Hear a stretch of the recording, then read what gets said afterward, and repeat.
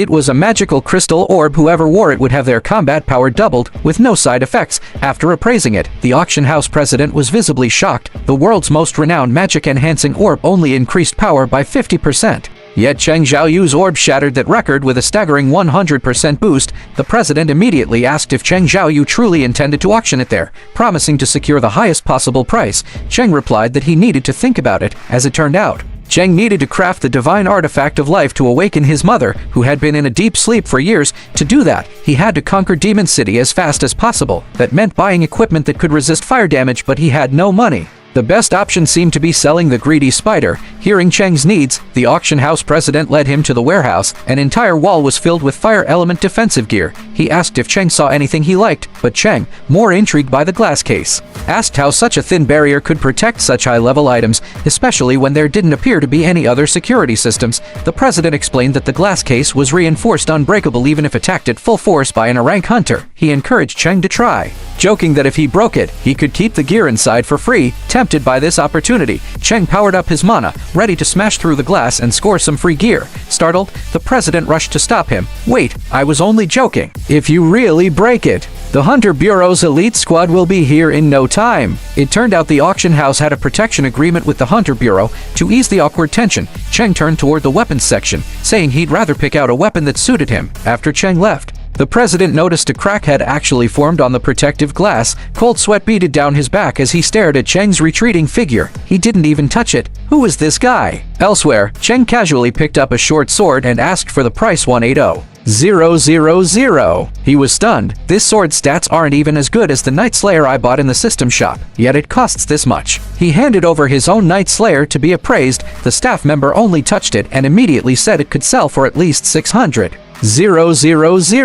Cheng was shocked. A weapon that cost only 2.8 million points in the system shop was worth so much in the real world. Then he remembered the equipment he'd taken from Liu Chenhao. Selling it all would give him enough to buy what he needed. No need to sell the greedy spider. After buying his gear, Cheng returned home only to find the building swarmed with reporters. His sister's daily life had been disrupted. Worried that someone might try to approach her while he wasn't around, he quietly entered her room while she slept and summoned Fang, one of the guardian shadows he had extracted earlier. Each of them was strong enough to crush a rank hunter. Curious, Cheng looked at the three guardians behind him. Didn't Fang have 4 guardians? Why are only 3 here? After some gestures from them, he remembered he had blasted one of them into the ceiling before and forgot to turn him into a soldier. He left one guardian behind to protect his sister. The guardian melted into her shadow. Next, Cheng went to the rooftop and summoned more shadow soldiers, assigning them to security duty throughout the building. His sister's safety had to be absolute. The next morning, Liu Chenhao arrived. He had given up on inheriting his family's guild and instead offered to become vice president of Cheng's new guild. Cheng gave him the task of finding an office for the guild and then re-entered Demon City. From the 75th floor onward, Demon City's difficulty ramped up significantly, but this time, Cheng came prepared with the wind cloak to block heat and a nameless ring with water element magic. With everything in place, he was confident he could reach the top floor. Cheng soon received the second mission of Demon City: eliminate the Demon King on the top floor. The reward was 30 attribute points and a random bonus. Defeating the Demon King would also unlock the Shadow Swap skill, allowing him to instantly switch places with any shadow. He teleported directly to the 76th floor. The moment he arrived, he was surrounded by demons. Unfazed, Cheng summoned Fang to fight. He also gave him the greedy spider to test its power with doubled combat stats. Fang channeled his mana and fired a massive flame beam that engulfed half the city. Cheng's experience skyrocketed, impressed by Fang's efficiency. Cheng noted how just a few flame spells had taken him from level 75 to 81. His shadow army left devastation wherever they passed. However, Cheng soon realized that having the entire army move together was inefficient. He split them into squads, assigning each to hunt down enemies on their own. When the floor access token finally arrived, the priority became reaching the top as fast as possible. Not long after dispersing the squads, Cheng's experience soared. He merely stayed in place and kept refilling his mana with potions. In 3 days, he reached the 80th floor. His level had risen significantly, and so had his soldiers. But over the next 2 days, he was stuck there. The access token didn't appear. Was there a hidden enemy? Then, Cheng noticed his mana rapidly depleting. His shadows were being destroyed.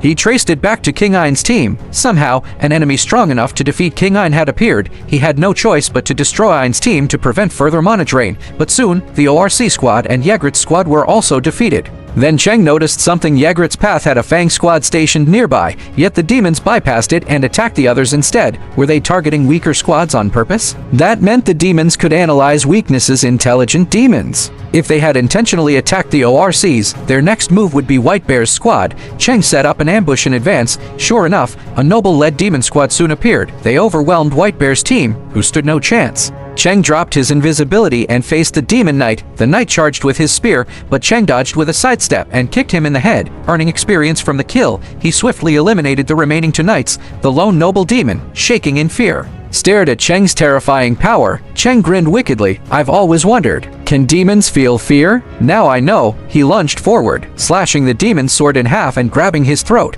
Just as he was about to deliver the finishing blow, something completely unexpected happened. He was going berserk. Cheng Xiaoyu was going on a rampage in hell. In just 3 days, he had led his shadow army from the 75th floor to the 80th, leveling up to 81 in the process. But as the raid advanced to higher floors, powerful demon nobles began to appear, some with strength comparable to S-rank hunters. Yet even so, none could withstand more than 3 strikes from Cheng Xiaoyu. Just as he was about to finish off one such demon noble, something completely unexpected happened. The demon spoke human language, begging him for mercy. Curious, Cheng removed the demon's mask, only to discover a woman underneath. Furious, Cheng Xiaoyu glared at the female demon. After what you did to my soldiers, you think I'll let you go? Panicked, the demoness explained that they were all mentally programmed with a destiny to guard this place. Thus, they couldn't just sit back and watch someone slaughter demons unchecked. Cheng Xiaoyu shot her a cold glance. But I killed everyone else, wouldn't leaving just you be unbalanced? The demoness replied that the knight's duty was to protect her. As long as she was safe, they would gladly die for her. Cheng turned away with a scoff. Typical selfish demon. Still, she looked so human that he hesitated to finish her off. But at that moment, the demoness silently pulled out a hidden blade and stabbed at Cheng Xiaoyu. Her attack was instantly blocked by a shadow shield. It was Fang, who had sensed her killing intent and cast his guardian shield just in time. Cheng glared at her. What do you think you're doing? Terrified, she fell to her knees and begged for mercy. I'll pay any price. Just spare my life. Cheng ordered Fang to cast anti-gravity on her, pinning her in place. Where is the floor access token? She immediately confessed that her family had hidden it for safekeeping and that she also knew the location of the access token for the upper floors. If you guarantee my family's safety, I'll tell you everything. It was a tempting offer, but Cheng narrowed his eyes. Can I even trust you? He slowly walked up to her and activated his killing intent skill. The terrifying aura almost made her faint, trembling. She insisted that everything she said was true. Cheng finally agreed to trust her one last time. Once I get the token, I'll let you go. But who exactly are you people? The demoness introduced herself as a she, eldest daughter of the Rattle family. That's not what I'm asking, Cheng replied coldly. Tell me, do you also hear a voice in your head telling you to kill humans? She paused, then replied, no, but I do hear a voice telling me to protect this place. That's when Cheng began to understand. Unlike magical beasts, demons had a purpose. They weren't created to kill, but to guard. He continued, when did you start hearing that voice? Ever since we woke up here, she said. Cheng's heart skipped a beat. Woke up? So they had lived somewhere else before? This might be a clue about the system's origin. He pressed on, asking where they lived before and what they were doing. She answered, we were preparing for war in the demon realm, against an enemy stronger than all the demons combined. Just as she was about to name this enemy, her voice distorted. Content exceeds permission range. Conversation terminated. Then she collapsed. This was the same reaction he got when asking the White Ghost King certain questions. It meant the enemy's identity was tightly connected to the system. She didn't wake for 2.5 hours. When she came to, Cheng pointed at some demon corpses nearby. Looks like your fellow demons don't care much about you. While you were out, they tried to attack you. Realizing Cheng had protected her while she was unconscious, she thanked him and explained that non-sentient demons would attack any living creature. She then brought Cheng to her family and introduced him to the family head. The moment the patriarch saw Cheng, his face turned pale. He could see the army in Cheng's shadow. Panicked, he ordered his knights to surround Cheng, but Cheng remained calm. I'll leave peacefully once I have the access token. Still on edge, the patriarch realized who Cheng was, the man who had killed the fire god. Since he was evenly matched with the fire god himself, there was no way they could beat him. Is that really all you want? He asked nervously. Cheng then remembered he needed Ashi's help to find the upper floor's token. In the end, the patriarch agreed to give him the token, but only after Cheng promised to protect Ashi. Not wanting to waste any time, Cheng immediately took Ashi to the 81st floor. She pulled a bottle of wine from her bag and handed it to him. This is the favorite wine of the Carlex family's head. It'll help with negotiations. Cheng raised an eyebrow. You and the Carlex family must be pretty close, huh?